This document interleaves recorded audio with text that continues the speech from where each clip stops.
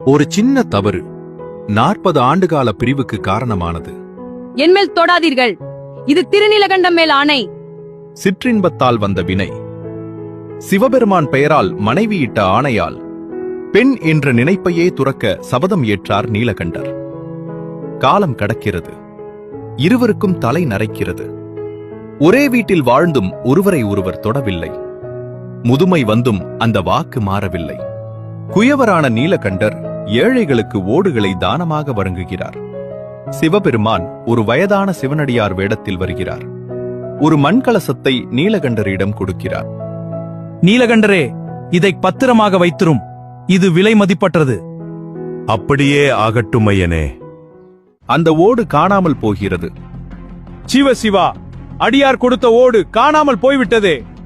அடியார் வந்து கேட்டால் நான் என்ன செய்வேன்? எம்பெருமானே, எனக்கு ஏன் இந்த சோதனை?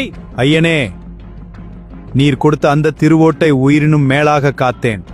வைத்த இடத்தில் தேடினேன், ஆனால் காணவில்லை. ஏதோ மாயமாயிருக்கிறது. வேண்டுமானால் அதைவிடச் சிறந்த ஒரு புதிய ஓட்டை தருகிறேன்.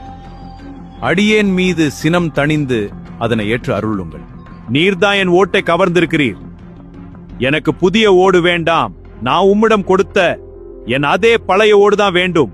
எம்மானே, இல்லாத ஒன்றை என்னால் எப்படி தர இயலும்? உங்கள் ஓட்டை நான் கவரவில்லை என்பது அந்த பரமேஸ்வரனுக்கே வெளிச்சம். ஆனால் என் நேர்மையை நிரூபிக்க எத்தகைய சத்தியத்தையும் செய்ய துணிவேன்.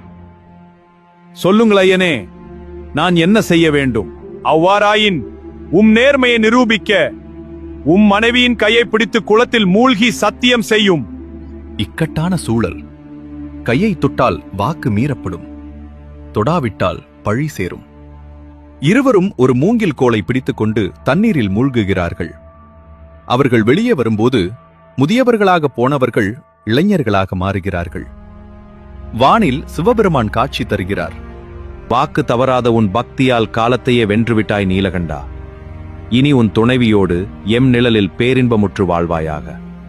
புலன்களை வென்ற நாயனாருக்கு முக்தி கிடைத்தது. தவறுகள் மனித இயல்பு, ஆனால் சொல்லுக்காக வாழ்வதே தெய்வீகம். மறக்காம சப்ஸ்கிரைப் பண்ணிடுங்க.